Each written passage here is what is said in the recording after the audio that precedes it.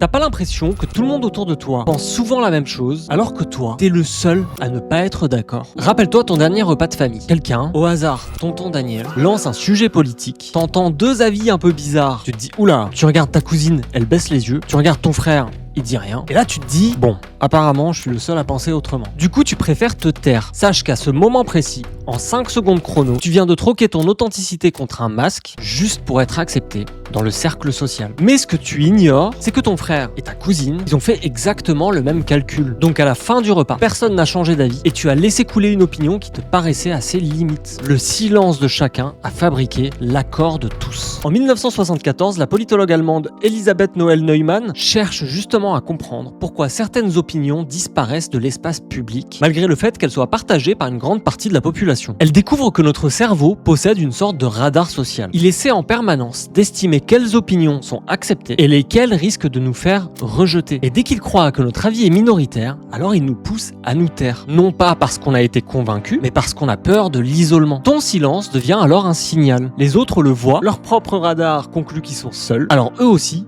ils se taisent. Et ce cercle vicieux, il a un nom. On l'appelle la spirale du silence. Le Cato Institute a mené une étude aux États-Unis et elle montre que 62% des personnes déclarent s'autocensurer sur leurs opinions politiques par peur des conséquences sociales ou professionnel. Le problème, c'est que le silence des autres finit par être perçu comme une approbation parce que qui ne dit mot consent. Et le truc, c'est que ce mécanisme, il s'arrête pas juste à ton repas de famille. Il s'applique aussi à ton entreprise, puis à ton pays entier. Une mauvaise opinion n'a alors plus besoin de convaincre. Il lui suffit d'être suffisamment visible pour que toutes les autres choisissent de rester silencieuses. Les sociétés ne sont pas seulement façonnées par ce que les gens disent, elles le sont tout autant par ceux que les gens n'osent jamais dire. Et c'est là que naissent les plus grands mensonges collectifs et les sociétés où chacun se tait face à l'émergence des idées les plus extrêmes. Abonne-toi.